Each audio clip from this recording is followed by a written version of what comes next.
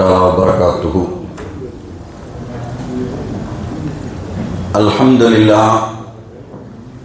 لله رب العالمين، والصلاة والسلام على سيدنا محمد وعلى آله وصحبه أجمعين. قال الله تعالى في القرآن العظيم والفرقان المجيد: أعوذ بالله من الشيطان الرجيم، بسم الله الرحمن الرحيم.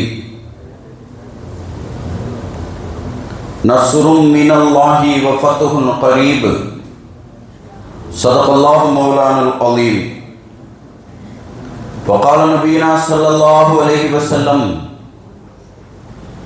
إن الدعاء هو العبادة. صدق الله مولانا العظيم وصدق رسوله النبي الكريم. அன்பிற்கினிய அல்லாஹ்வின் நல்லடியார்களே, அல்லாஹ் ஜல்ல சுப்ஹானஹு வ தஆலா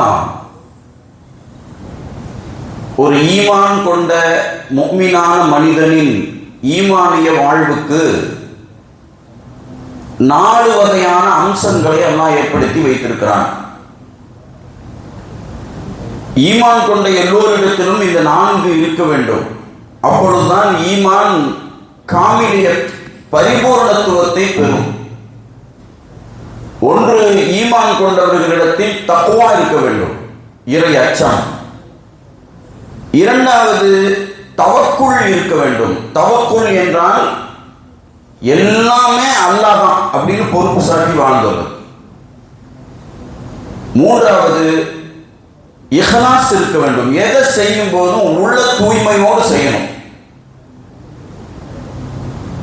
நான்காவது, அல்லாஹ்வின் உதவியை கொண்டுதான் நம்ம வாழ்க்கையில் எல்லாம் என்கின்ற நிலையில் இறை உதவியை முன்வைத்து நம்ம வாழ்க்கையை நாம நடத்தாட்டுறது. இந்த 4வதா சொல்லப்படுறதுக்கு பேரு தான் துஆ. பில்லா லில்லா, எல்லாமே இப்படித்தான். நம்ம வாழ்க்கையில பிறந்ததிலிருந்து மௌத்தாகிற வரைக்கும் இந்த துன்யா வாழ்க்கை இல்லை. என்னைக்கு நம்மளை அல்லாஹ் ஆலமுல் அர்வாஹ்ல படைச்சு சொர்க்கத்துக்கு கொண்டு போய் சேர்க்கிறானோ அது வரைக்கும் பில்லா லில்லா, அல்லாஹ்வை கொண்டு அல்லாஹ்வுக்காக. இப்படி ஒரு வாழ்க்கையை வாழ்வதற்கு பெயர் தான் துஆவின் வாழ்க்கை. துஆ அப்படிங்கிறது பிரார்த்தனை. ஒரு அடியானுக்கும் அல்லாஹ்வுக்கும் இடையில நேரடி தொடர்பு ஏற்படக்கூடிய ஒரு விஷயம்தான் இந்த துஆ. துஆவுக்கு என்ன கிடையாதுன்னா, இப்பதான் கேட்கணும் என்று நேரம் காலமெல்லாம் துஆவுக்கு கிடையாது. எப்ப வேண்டாலும் கேட்கலாம், எங்க வேண்டாலும் கேட்கலாம். முஸ்லிம் அல்லாஹ்விடத்தில் எல்லா நிலையிலும் கேட்டுக்கொள்ளக்கூடிய ஒரு சிறப்பு அம்சம் இந்த துஆ. அல்லாஹ்ட்ட கேட்கிறதுக்கு பேர் மட்டும்தான் துஆ. மனிதன் மனிதனுக்கு மத்தியில் கேட்பதற்கு பெயர் துஆ இல்லை. இப்ப பிரார்த்தனை அப்படிங்கிறோம். நம்ம அல்லாஹ்ட்ட எல்லா விஷயத்தையும் கேட்கிறது. கழிவறைக்கு உள்ள போகும்போதும் துஆ செஞ்சுட்டு போறோம், வெளியே வரும்போதும் துஆ செஞ்சுட்டு வரோம். நல்ல இடம் கெட்ட இடம் இல்லை. துன்பம் துயரம் கஷ்டம் நஷ்டம், சின்னவங்க பெரியவங்க ஆண் பெண் எல்லா கட்டத்திலும் அல்லாஹ்விடத்தில் நாம் உதவி கேட்டுக்கொண்டே இருப்பது, இதற்கு பெயர் துஆவின் வாழ்க்கை. நம்ம துஆன்றதுமே தொழுது முடிச்சுட்டு துஆ ஓதுறது, அதே மாதிரி நோன்பு திறக்கும் போது துஆ ஓதுறது, ஏதாவது கல்யாணத்துல துஆ ஓதுறது, மௌத்தா போன இடத்துல துஆ ஓதுறது, குர்ஆன் ஓதி முடிச்சதுக்கு அப்புறம் நாம துஆ ஓதுறது, இதுவெல்லாம் ஒரு விசேஷமான விஷயங்கள். ஆனால் எல்லாத்துக்குமே துஆ கேட்கிறது அல்லாஹ்ட்ட. இந்த வாழ்க்கை தான் துஆவின் வாழ்க்கை. லில்லா பில்லா, அல்லாஹ்வுக்காக அல்லாஹ்வை கொண்டு. இந்த ஒரு வாழ்க்கை மூமின்களிடத்தில் வருவது அல்லாஹ்வுக்கு ரொம்ப பிடிக்கும். மனுஷனுக்கும் அல்லாஹ்வுக்கும் வித்தியாசம் அல்லாஹ் இங்க வைக்கிறான்.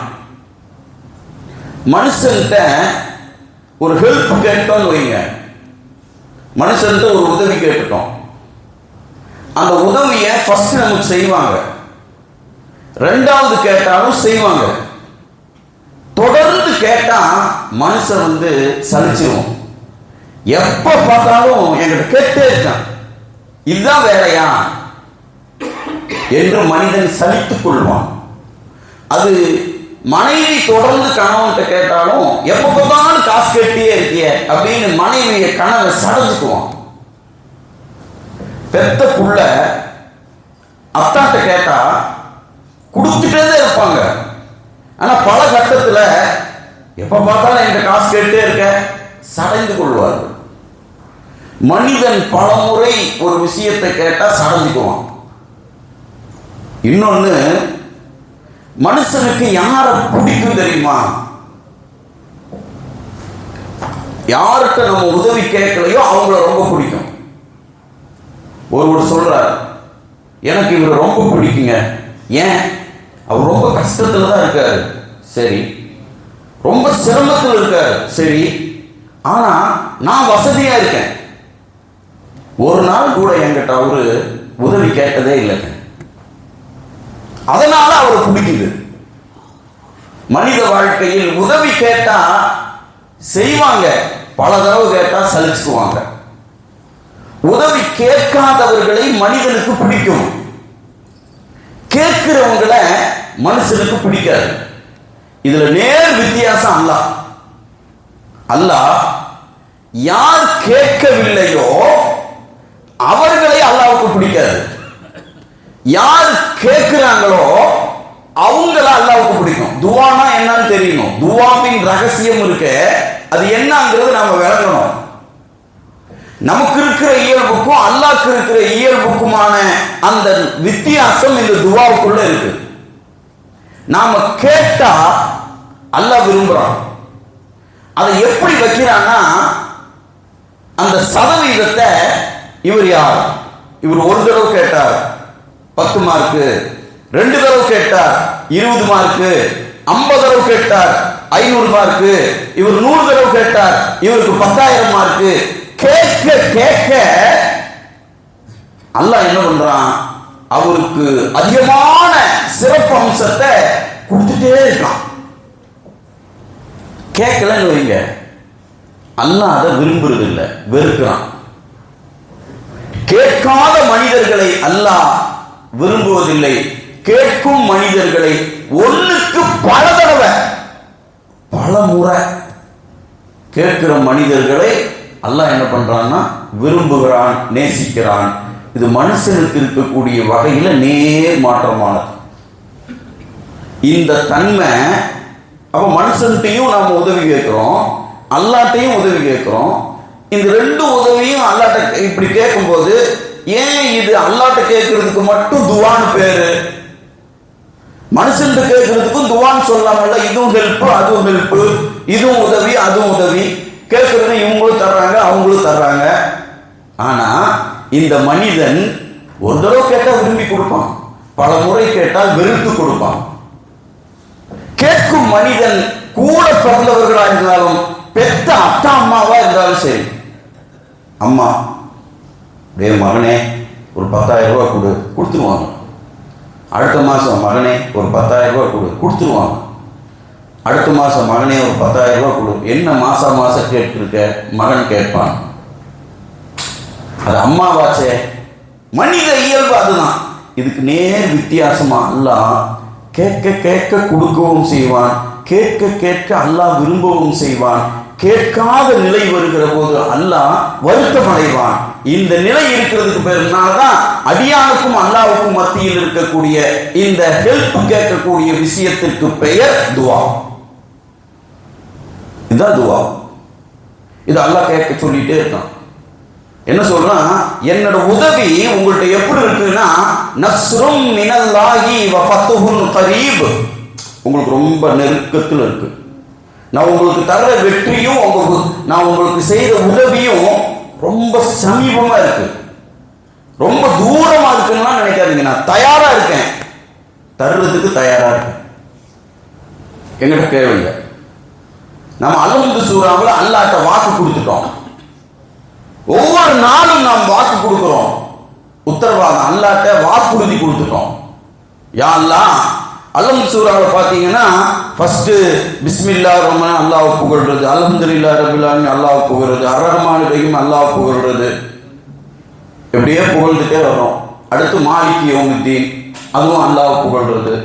அதற்கடுத்து 2 வார்த்தை வாக்குறுதி, இய்யாக நஅபுது வ இய்யாக நஸ்தஈன், உன்னையே நாங்கள் வணங்குகிறோம், உன்னிடமே நாங்கள் உதவி கேட்கிறோம். அல்லாஹ்ட்ட கேட்கிற உதவிக்கு பேர் தான் துவா. துவாவை கொண்டு எங்கள் வாழ்க்கையை நாங்கள் நடத்தாட்டுவோம். எங்க வாழ்க்கையில துவாவை கொண்டு நாங்க நடத்துவோம் இப்படின்னு உத்தரவாதத்தை அல்ஹம்து சூராவில் கொடுத்துட்டு அதுக்கு எடுத்து வருதெல்லாம் துவா. இஹ்தின ஸிராத்தல் முஸ்தகீம் ஸிராத்தல் லதீன அன்அம்த அலைஹிம் கைரில் மக்தூபி அலைஹிம் வலல்லாலின் ஆமீன். இது எல்லாமே துவா. அப்ப அல்ஹம்து சூராவில் 3 பகுதி. ஒன்னு அல்லாஹ்வை புகழ்தல், 2 அல்லாஹ்வுக்கு நாம வாக்குறுதி கொடுத்தல், 3வது அல்லாஹ்விடத்திலே துவா கேட்குதல். அந்த வாக்குறுதி கொடுத்ததுமே அந்த வாக்குறுதிய அங்க செயல்படுத்துறோம் பாருங்க, உடனே அந்த வாக்குறுதி செயல்படுத்தப்படுது. இய்யாக நஅபுது வ இய்யாக நஸ்தஈன், உங்கள்கிட்ட உதவி கேட்டு தான் வாழுவோம் என்று உத்தரவாதம் கொடுத்த உடனேயே நாம் அங்க துவா கேட்கிறோம். இஹ்தின ஸிராத்தல் முஸ்தகீம், எங்களுக்கு நேரான வழியை நீ காட்டு, உதவி செய் அப்படின்னு துவா கேட்டு அது நீ யாரின் மேல் அருள் புரிந்தாயோ அவர்களின் பாதை, யார் மேல கோபப்பட்டியோ, யார் வழிகேட்டில் இருக்கிறாங்களோ அவர்களுடைய பாதை இல்லாம எங்களுக்கு நேரான வழியை காட்டு துவா கேட்கிறோம். குர்ஆனிலேயே இய்யாக நஸ்தஈன் என்று சொன்னதற்கு பிறகு இந்த துவாவை சொல்றோம். குர்ஆனிலேயே எந்த சூறாவை ஓதி முடித்ததற்கு பிறகும் ஒரு பிரார்த்தனையின் முடிவாக ஆமீன் என்று சொல்வதில்லை. அல்ஹம்து சூராவுக்கு பின்னாடி தான் இந்த ஆமீன் சொல்றோம். எப்பொழுது ஓதி முடிக்கிற போதும் இந்த ஆமீன் என்பதை நாம் சொல்கிறோம். தொழுகையில் ஓதினாலும் சொல்றோம். இது துவாவை கொண்டு எங்கள் வாழ்க்கையை நாங்கள் அமைப்போம் என்று வாக்குறுதியை உத்தரவாதம் கொடுத்ததற்கு தோதாக அமையப்பட்டிருக்கிற வசனங்களை நாம் இந்த இடத்துல சிந்தனைக்கு எடுத்துக்கணும். துவா அப்படிங்கிறது அல்லாஹ் அல்லாஹு சமது, அவன் தேவையற்றவன், நாம தேவை இருக்கிறவங்க. ஒரு நொடி கூட அல்லாஹ்வோட உதவி இல்லாம நாம இந்த உலகத்தில் வாழ முடியாது. இதுதான் உண்மை, பேருண்மை, இது யதார்த்தம். அப்ப எல்லா காரியத்திலும் அல்லாஹ்வின் உதவியை முன்வைத்து நம்ம வாழ்க்கையை நடத்திக்கிறது. அதனாலதான் நபிகள் நாயகம் ஸல்லல்லாஹு அலைஹி வஸல்லம் அவர்களாகட்டும், குர்ஆனில் கூறப்பட்டிருக்கிற நபிமார்களாகட்டும், எல்லாத்தோட வாழ்க்கையும் துவாவை கொண்டே இருக்கும், துவா கேட்டே இருப்பாங்க. இந்த தொழுகைன்னு இருக்குமல்ல, இந்த தொழுகைக்கு பெயர் அஸ்ஸலாத். அஸ்ஸலாத் தொழுகை. இந்த தொழுகை என்று சொல்கிற ஹய்யா அலஸ் ஸலாத், தொழுகைக்கு விரைந்து வாருங்கள் அப்படின்னு நல்லா வாங்கல சொல்றாங்க. இந்த சலாத், இந்த சொலாத்துக்கு அரபி வார்த்தையில் இன்னொரு அர்த்தத்தை நமக்கு ஞாபகப்படுத்துகிறார்கள்.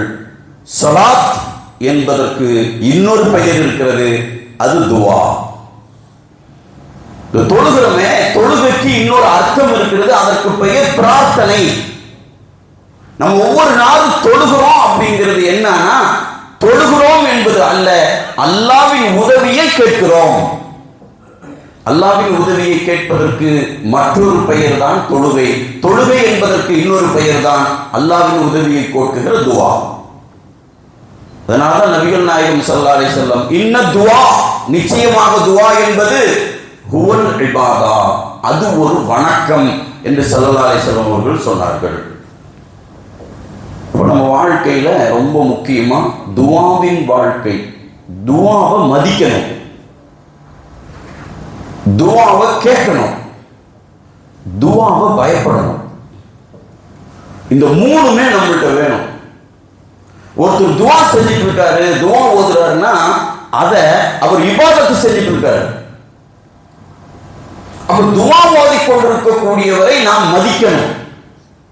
ஒரு தொழுகையாளியை மதிக்கிற மாதிரி தொழுதுட்டு இருக்கும்போது அவர் தொழுகிறாரு, மதிப்பு கொடுப்போம். ஒருத்தர் குர்ஆன் ஓதிட்டு இருக்காரு, அவர் குர்ஆன் ஓதுறாரு, மதிப்பு கொடுப்போம். ஏன்? அவ்வளவு முக்கியம் அது. ஒருவர் தொழுது கொண்டிருக்கிற போது பக்கத்தில் உட்கார்ந்துட்டு குர்ஆன் ஓதக்கூடாது. ஏன்?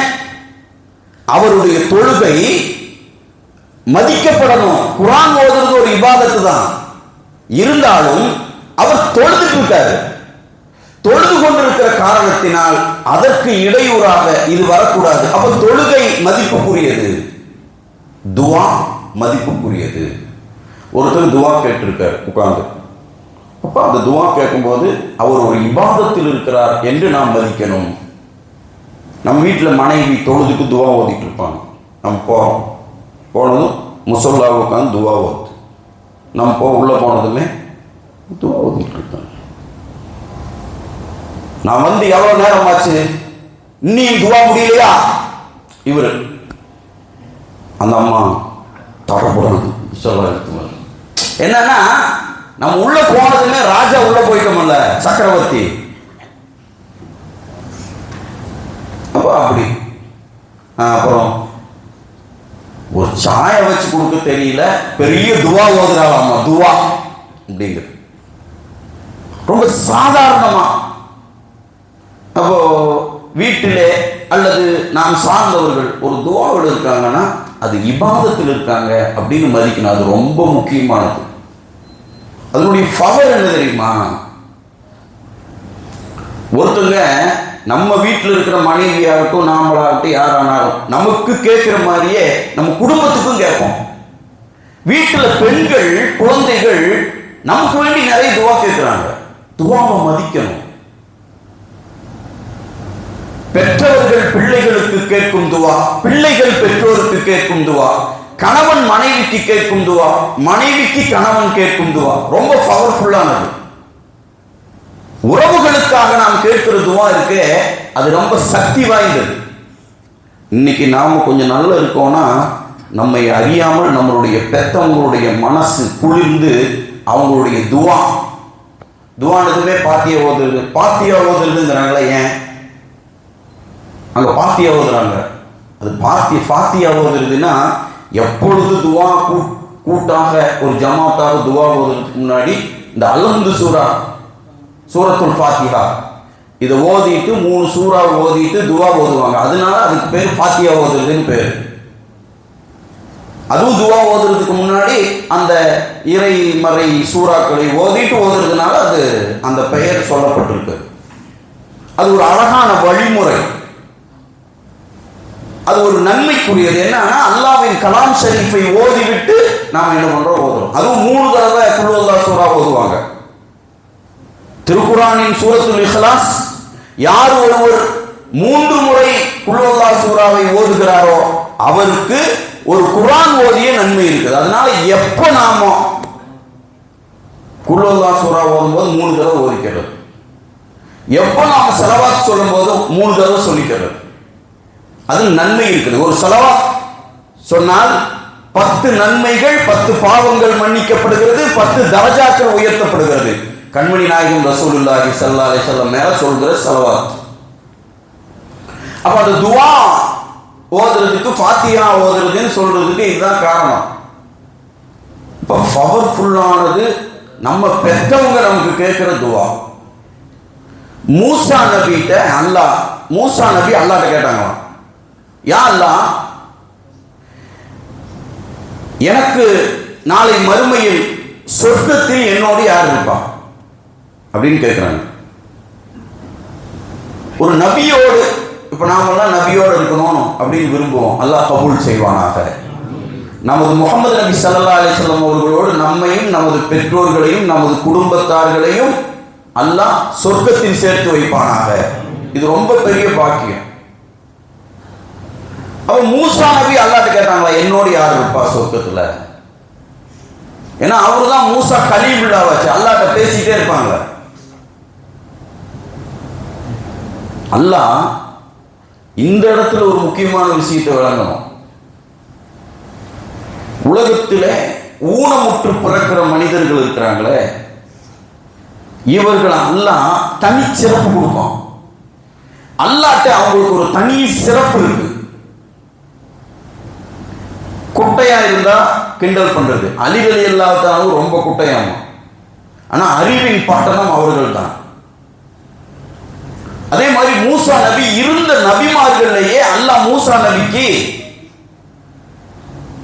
நாம நினைக்கிற பார்வையில் அவர்களுக்கு ஒரு குறைய கொடுத்தான், கொன்னல் வாய். அவங்க திக்கி திக்கி தான் பேசுவாங்க. எல்லா நபிமார்களும் எப்படி பேசுறாங்கன்னா தெளிவா பேசுறாங்க, அழகா பேசுறாங்க. இவரு ஒரு விஷயத்தை சொல்றதுக்கு திக்கி திக்கி திக்கி சொல்லணும். இப்படி திக்கு வாயா பேசுனா அதை மனுஷன் கிண்டல் அடிப்பான். கொன்னவாயி, திக்குவாயி, அதே மாதிரி வேற வேற வார்த்தைகள், பரிகாசம். ஊனமுற்று பிறக்கிற மனிதனுக்கு முன்பின் பரிகாசங்கள் இருக்கும். அது அவன் மனச அப்படி வாட்டும். ஆனா அல்லாஹ் பாருங்க, ஊனமுற்று இருந்தால் அது குறை அல்ல. நான் அவங்களுக்கு என்ன சிறப்பு கொடுக்கிறேன் அப்படிங்கிறத லட்சத்துக்கும் மேற்பட்ட நபிமார்களை அனுப்பி எல்லா நபிக்குமே அல்லாஹ் என்ன கொடுத்தான்னா நல்ல பேசுற வாய்ப்பு கொடுத்தான். எல்லா நபியும் சிறப்பா அழகா பேசினாங்க. மூசா நபி மட்டும், இவர் நபி மட்டுமல்ல, ரசூல் மட்டுமல்ல, வேதம் கொடுக்கப்பட்டவர். ஆனா இஸ்லாத்தை போய் எடுத்து சொல்லும் போது திக்கி திக்கி திக்கி எடுத்து சொல்லணும். இது எதனால் ஏற்பட்டதுன்னா, ஃபிரௌனுடைய கூடாரத்தில் வளர்ந்து வரும்போது ஃபிரௌன் இந்த ஆண் குழந்தையினால் எனக்கு பாதிப்பு என்று அச்சப்பட்ட சமயத்தில் இது ஒண்ணு செய்யாதுன்னு ஆசியா அம்மா வளர்த்தி வருகிற போது இந்த குழந்தை ரொம்ப விவரமா இருந்தா என் பதவிக்கு ஆபத்து என்று சொல்லி ஃபிரௌன் டெஸ்ட் வைக்கிறான். ஒரு தட்டுல தீக்கங்கு, ஒரு தட்டுல பேரிச்சம்பழம். ஆசியா அம்மையாருக்கு சொன்னான், இந்த குழந்தையை விடு, இது ரொம்ப விவரமா இருக்குதுன்னா போய் கரெக்டா பேரிச்சம்பழத்தை எடுத்து சாப்பிடும். இது குழந்தைத்தனமா தான் இருக்கு அப்படின்னா அது நெருப்புக்கு அங்க போய் எடுக்கும். விட்டு டெஸ்ட் பண்ணுவோன்னு விட்டாங்க. அப்படி போன போது குழந்தை போனது, அவர்கள் கரெக்டா பேரிச்சம்பழம் கிட்ட போறாங்க. தட்டு இருக்கிற இடத்துல ஜிப்ரீல் அலைஹிஸ்ஸலாம் மூலமாக அல்லாஹ் திருப்பி விட்டு அவர்கள் அப்படி போய் அந்த நெருப்பு கங்கு எடுத்து வாயில போட்டுறாங்க. அதிலிருந்து அவர்களுக்கு சிறு வயது முதற்கொண்டே அவர்கள் மரணிக்கும் வரை அவர்கள் கொன்னல் வாயிலாவே இருந்தார்கள். திக்கித்தான் பேசுவாங்க. ஆனா அல்லாஹ் என்ன பண்ணா பாருங்க, அவர் திக்கி பேசுகிற நாக்கு ஊனமான ஒரு நிலையில், பேச்சு துல்லியமாக வராத நிலையில் ஒரு நபியை அல்லாஹ் கொடுத்துட்டு அவருக்கு மட்டும் அல்லாஹ் வச்சான். எந்த நபிக்கும் கலீமுல்லா என்ற பெயர் இல்லை, மூசா நபிக்கு மட்டும்தான் மூசா கலீமுல்லா. அல்லாஹ்வோடு இந்த மண்ணில் இருந்து கொண்டு பேசிய நபி அவர் மட்டும்தான். வேற யாருக்குமே அந்த அந்தஸ்து அல்லாஹ் கொடுக்குங்க. ரசூல் ஸல்லல்லாஹு அலைஹி வஸல்லம் அவர்களை கூட இங்கிருந்து அழைச்சு விண்ணுக்கு அழைத்தான் அல்லாஹ். மண்ணில் இருந்து கொண்டே இவரை பேசக்கூடிய சக்தியை கொடுத்து அல்லாஹ்ட்ட பேசினாங்க. அல்லாஹ் பதில் சொன்னான். இந்த நிலையை ஒரு ஊனமுற்ற நாக்கை பெற்ற மூசா நபிக்கு மட்டும்தான் கலீமுல்லா என்ற பெயர் சொல்லப்பட்டது என்பதை பார்க்கிற போது அல்லாஹ் இது குறையல்ல, இது சிறப்பு. நீங்கள் இப்படி இருக்கிற யாரையும் உங்க மனசால அப்படி நையல் நக்காண்டி நக்கல் பண்றது, நையாண்டி பண்றது, பரிகாசம் பண்ணுவது, இவைகள் எல்லாவற்றையும் தவிர்க்க வேண்டும் என்கின்ற வார்த்தை தான் இந்த கலீமுல்லாவுக்கு உள்ளே இருக்கக்கூடிய நுட்பம் நமக்கு விளக்குகிறது.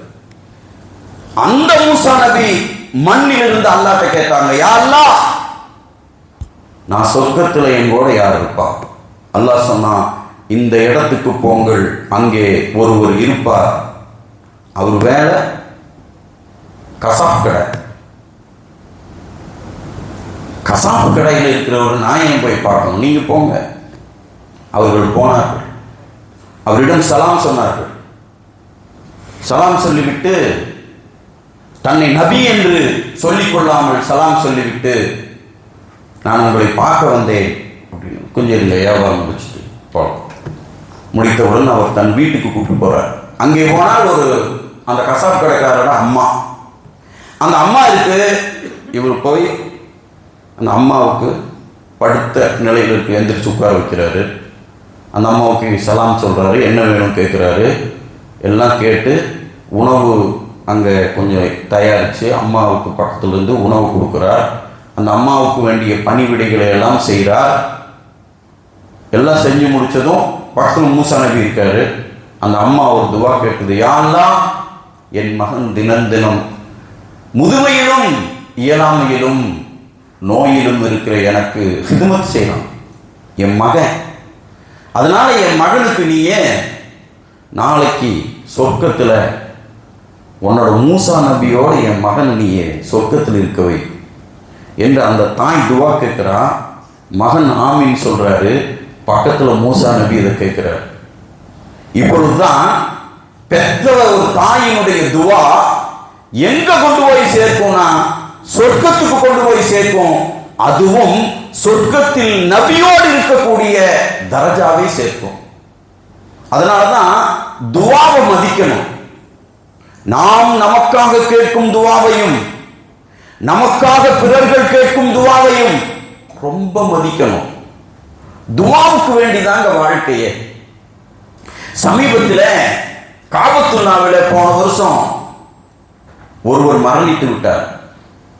காபாவில் மரணித்தது எத்தனையோ பேர் மௌத்தாகிறாங்க. மரணித்ததுமே எல்லாம் ரொம்ப பெரிய அளவு.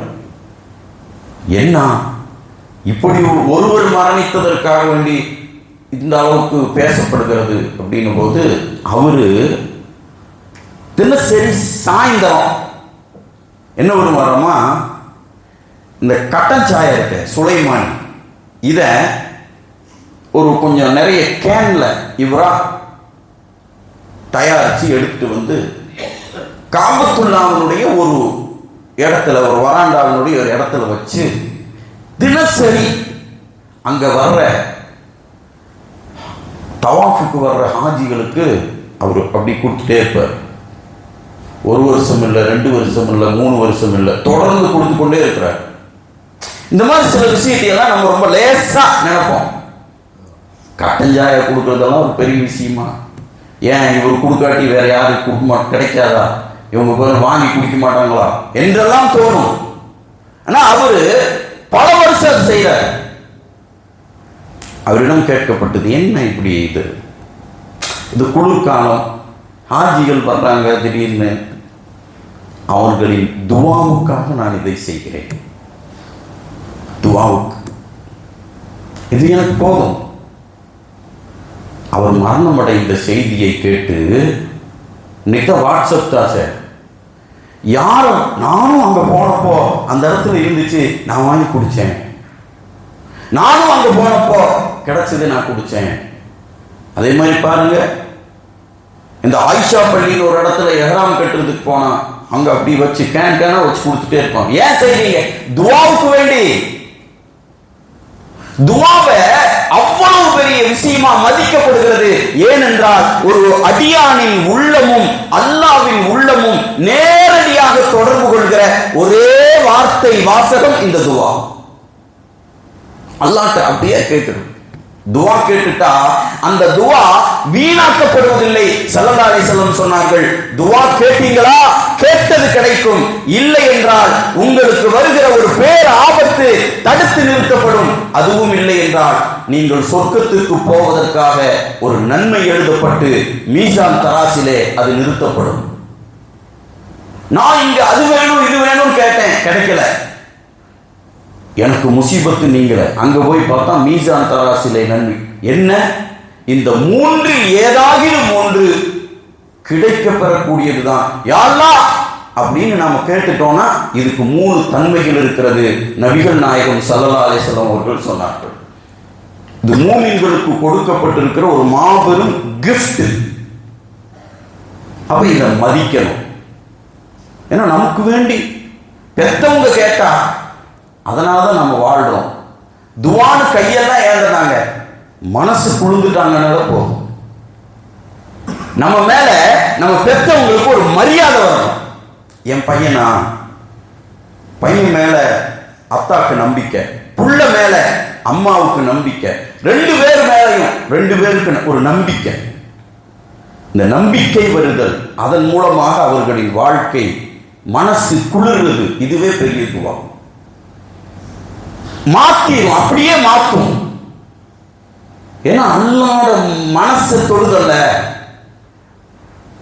ஒரு பட்டமளிப்பு விழா, பெண்கள் அரபு கல்லூரி, அங்க ஒரு பிள்ளையை கூப்பிட்டு பட்டம் கொடுக்குறாங்க. பிள்ளைக்கினுடைய அத்தாவை கூப்பிட்டு பட்டம் கொடுக்குறாங்க. அத்தாவை கூப்பிட்டு பட்டம் கொடுக்கும்போது அவங்க அத்தா, நான் ஒரு 2 வார்த்தை பேசணும் அப்படிங்கிற விடுறாங்க.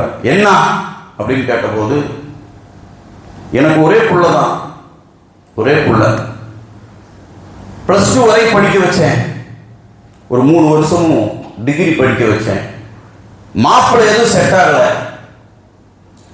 அப்போ கூட மதரசாவில் விட்டேன். ஒரு 2-3 வருஷம் அந்த புள்ள போச்சு. பள்ளிவாசல்னா என்னன்னு எனக்கு தெரியாது, என் மனைவிக்கு பருதானா என்னன்னு தெரியாது. இந்த நிலையில என் பிள்ளையை கொண்டு மதரசா விட்டோம், நிஸ்வான் மதரசா. அங்க போன புள்ள பருதா போட்டு தான் போகணுங்கிற நிலை வந்த போது முதல் தடவையா என் பிள்ளைக்கு வேண்டி பருதா வாங்கி கொடுத்தோம். போன புள்ள அங்க லொஹ்ரு அசரெல்லாம் தொழுதுட்டு வீட்டுல வந்து மக்ரிப் இஷா ஃபஜ்ர் எல்லாம் தொழுகுது.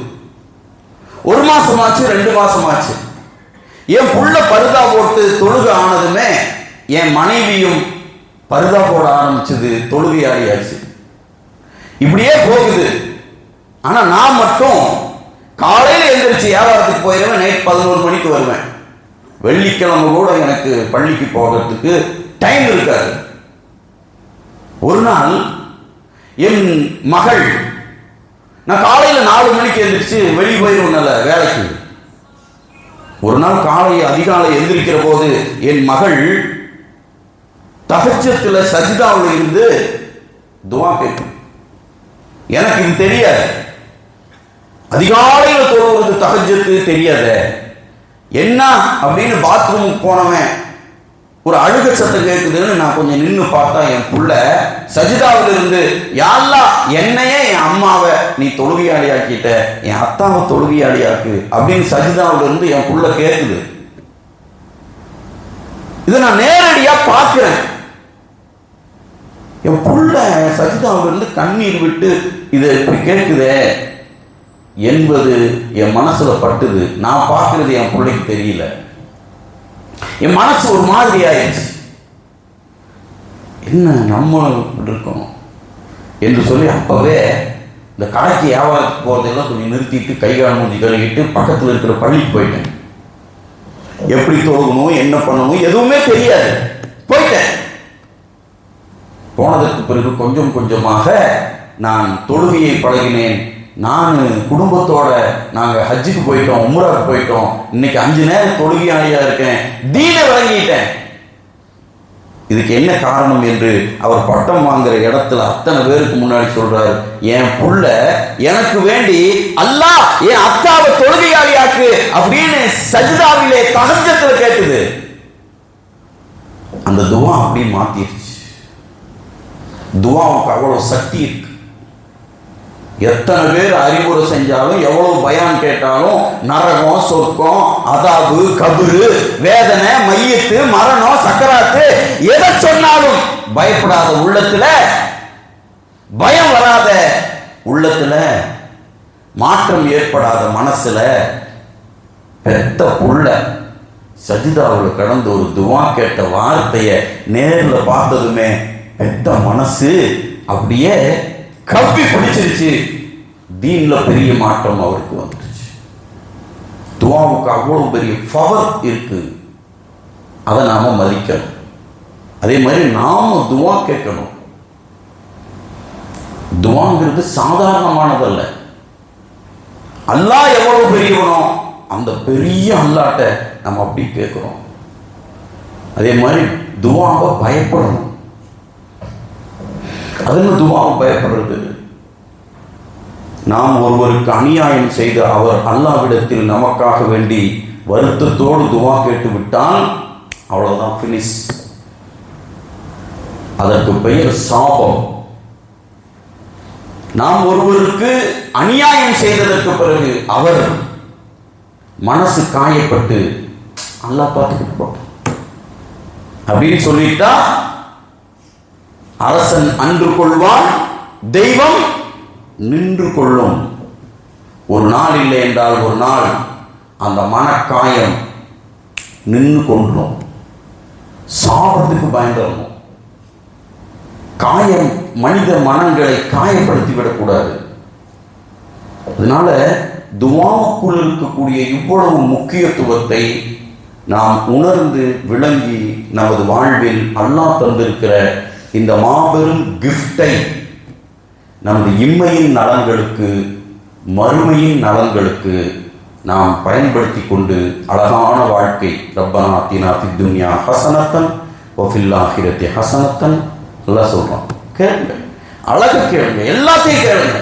இந்த துன்யாவில் அல்லாஹ் எனக்கு 1 லட்சம் கொடு, 100 கோடி கொடுன்னு கேளுங்க. கேளுங்க, தருவது அவன் தானே.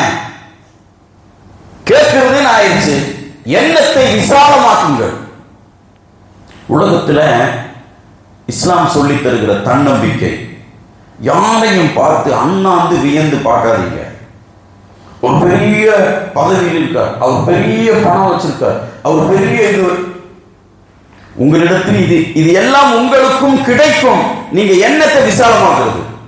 நாம கேட்கிறதே, யா அல்லாஹ் எனக்கு ஒரு சைக்கிள் கொடு. எதுக்கு? அல்லாஹ்ட்ட போய் சைக்கிளை கேட்குது. யா அல்லாஹ் அப்போ பெருசா கேட்குறது. ஒருத்தர் அல்லாஹ் ரசூல் ஸல்லல்லாஹு அலைஹி வஸல்லம் எது செஞ்சாலும் ஒரு உதவி செய்வாங்களாம். அதே மாதிரி ஒரு கிராமவாசி ஒரு காரியம் செஞ்சது, ரசூலுல்லாஹ் கூப்பிட்டு உங்களுக்கு என்ன வேணும் கேளுங்க நான் தரேன்ட்டாங்க. உடனே அவர் நபியாச்சே, நபி கேட்கிறாரு என்ன ஆகும்? உடனே அவர் எனக்கு ஒரு ஒட்டகையும் அதுலேருந்து பால் கறக்கிறதுக்கு சட்டியும் வேணும்னா. ரசூல் ஸல்லல்லாஹு அலைஹி வஸல்லம் என்ன நீங்க, நான் என்ன வேணும் கேளுங்க நான் தரேன், அல்லாஹ்ட்ட கேட்டு தரேன்னு சொல்லும்போது இந்த ஒட்டகப்பாலையும் சட்டியும் கேட்குறீங்க. மூசா நபி காலத்தில் இருந்த ஒரு கிழவிக்கு இருந்த அந்த ஞானம் கூட உங்கள்கிட்ட இல்லையே நாங்களாம். என்ன அந்த கிழவி என்ற ஹதீஸிலே வருகிற போது, அல்லாஹ் பைத்துல் முகத்தஸ் இருக்க, அதை சுற்றி நிறைய நபிமார்களின் அடக்கஸ்தலம் இருக்கிறது. யூசுப் நபிக்கும் இந்த பைத்துல் முகத்தஸில் அடக்கப்பட வேண்டும் என்ற ஆசை இருந்தது. ஆனால் அவர் மரணம் அடைகிற நிலை ஷாமிலே, சிரியாவில் அவர்கள் இருக்கும்போது அவங்களுடைய உயிர் எடுக்க வேண்டிய நிலை. யூசுப் நபி சொன்னாங்களா, நான் பைத்துல் முகத்தஸில் அடக்கமாக வேண்டும் என்று நான் விரும்பினேன், ஆனால் எனக்கு சிரியாவில் மௌத்து வந்து விட்டது. சரி, அல்லாஹ் நாட்டம், எடுத்துக்கொள்ளுங்கள். அவர்கள் உயிர் எடுக்கப்பட்டு சிரியாவில் அடக்கப்பட்டு விட்டார்கள். இந்த நிலையில அல்லாஹ் மூசா நபிக்கு கனவுல சொல்றான், யூசுப் நபியின் அடக்கஸ்தலம் அங்கு இருக்கிறது, அதை கண்டுபிடித்து அங்கு இருக்கும் உடலை எடுத்துக்கொண்டு நீங்கள் பைத்துல் முகத்தஸில் அடக்கணும்.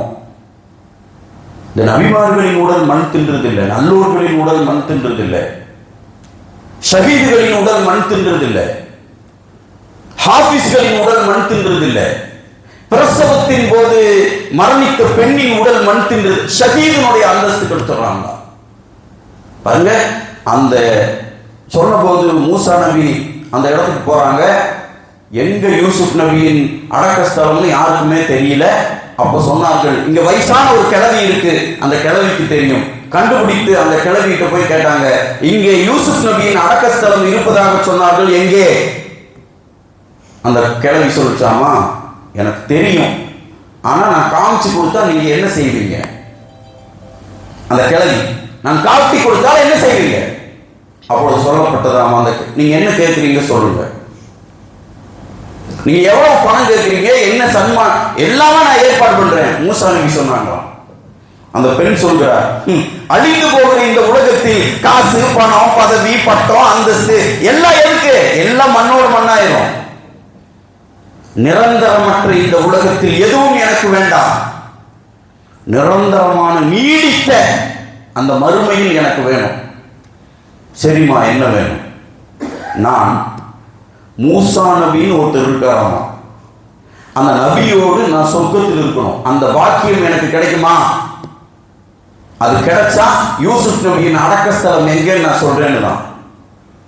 உடனே மூசா நபி சொன்னார்களாம், நான் தான் அந்த மூசா நபி. அப்படியா?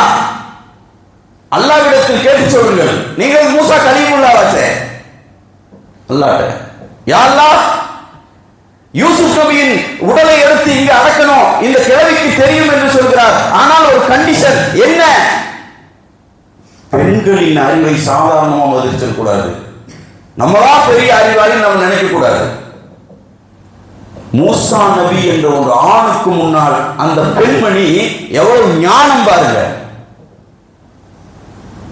அல்லாஹ் இந்த பெண்ணு சொர்க்கத்துல என்னோட இருக்கணும்னு கேட்குது. அது வாக்குறுதி கொடுத்தா தான் இடத்தை காமிக்குமாமா. சரி, வாக்குறுதி கொடுங்கள். கொடுக்கப்பட்டது. அதற்கு பிறகு காட்டப்பட்டது. அதை எடுத்து கொண்டு வந்து பைத்துல் முகத்தஸில் மூசா நபி அலைஹிஸ்ஸலாத்து வஸ்ஸலாம் அவர்கள் மறு அடக்கம் செய்தார்கள். வரலாற்றில் இதையெல்லாம் நம்ம படிக்கணும். மௌத்தாய் மண்ணுல போனது மண்ணோடு மண்ணாகிறது இல்லை. சில அற்புதங்கள் இருக்கிறது. அல்லாஹ் சில கராமாத்துகள் முஅஜிசாக்களை அல்லாஹ் அதற்குள்ளே வைத்திருக்கிறார். ஆலமே பர்ஸகில் இப்படிப்பட்ட எண்ணற்றவைகள் இருக்கிறது. இங்க நோக்கம் என்ன அப்படின்னு பார்க்கும்போது மூசா நபி அலைஹிஸ்ஸலாம் இதைத்தான் சொன்னார்கள். நான் என்ன வேணும்னு கேட்டபோது ஒட்டகப்பாலை கறக்கிறதுக்கு சட்டியும் ஒட்டகமும் அப்படின்னு நீங்க சொல்றீங்களே, மூசா நபி காலத்தில் வாழ்ந்த கிழவிக்கு இருந்த ஞானம் கூட உங்களுக்கு இல்லையே. நான் அல்லாஹ்ட்ட நாம கேட்கும் போது அந்த கிராமவாசி கேட்ட மாதிரி சட்டியும் பாலும் கேட்கறது இல்ல, அந்த பெண் கேட்டது மாதிரி பெருசா கேட்கிறது. துவா என்று வந்து விடுகிற போது மிகப்பெரியதை அல்லாஹ்விடத்தில் கேட்டு விடுவது நம்ம குழந்தைகளுக்கு கேட்கிறது. அப்படி கேட்டுட்டா அல்லாஹ் எல்லாவற்றையும் தருவதற்கு தயாராக இருக்கிறான், ரெடியா இருக்கிறான். நம்பிக்கையோடு கேட்போம். நலமான வாழ்வை இம்மையிலும் மறுமையிலும் வாழ்வோம். நம்மையும் நமது குடும்பத்தார்களையும் முழு உம்மத்தையும் அல்லாஹ் அவன் உதவியை கொண்டு வாழ்கிற உயர்ந்த நன்மக்களின் கூட்டத்தில் சேர்த்தருள் புரிவானாக. வாஹத் தக்வானா அல்ஹம்துலில்லாஹி ரப்பில் ஆலமீன். அஸ்ஸலாமு அலைக்கும் வரஹ்மத்துல்லாஹி தஆலா வபரகாத்துஹு. கண்ணியத்துக்குரிய அல்லாஹ்வின் நல்லடியார்களே,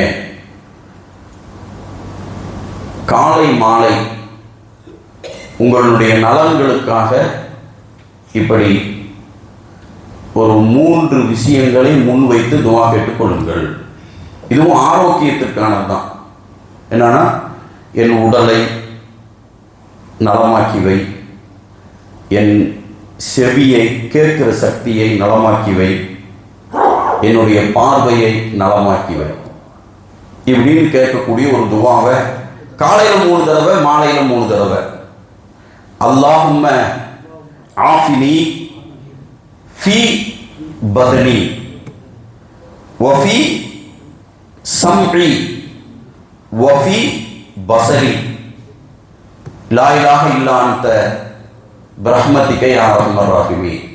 இது என்னன்னா, அல்லாஹ்வே என்னுடைய உடம்புக்கு ஆஃபியத்தை கொடு, என்னுடைய செவிப்புலனுக்கு ஆஃபியத்தை கொடு, என்னுடைய கண் பார்வைக்கு ஆஃபியத்தை கொடு, நீதான் வணக்கத்திற்கு தகுதியானவன், கிருபையானனே எங்களுக்கு கிருபை செய். இதை காலையில் 3 தடவை, மாலையில் 3 தடவை ஓதி வாருங்கள் என்று நமக்கு பணிக்கப்பட்டிருக்கிறது. நாமளும் செய்யணும், நம்ம குழந்தைகளுக்கும் இதை பணிக்கணும். நிறைய பிரச்சனை இன்னைக்கு ஆரோக்கிய குன்றுதல்கள் அதிகரித்து கொண்டிருக்கிற போது அல்லாஹ்விடத்தில் நமது உறுப்புகளுக்காக பிரார்த்தனை செய்கிற இந்த விஷயத்தையும் கடைபிடித்து நலம் பெறுகிற உயர்ந்த தௌஃபீக் அல்லாஹ் தந்து நல்லருள் புரிவானாக. அஸ்ஸலாமு அலைக்கும் வரஹ்மத்துல்லாஹி வபரகாத்துஹு. பிஸ்மில்லாஹிர் ரஹ்மானிர் ரஹீம். லக்கல் ஹம்து வ லக்கல் ஷுக்ரு யா ரப்பி யா அல்லாஹ். அல்லாஹும்ம ஸல்லி அலா சய்யிதினா முஹம்மதின் வ அலா ஆலி சய்யிதினா முஹம்மதின் வ பாரிக் வ ஸல்லிம் அலைஹி. اللهم ارحمنا برحمتك يا ارحم الراحمين. اللهم اغفر لنا ذنوبنا يا رب العالمين. اللهم اعتقنا من النار وادخلنا الجنة يا رب العالمين. اللهم انك عفو تحب العفو فاعف عنا يا كريم يا رحيم يا الله.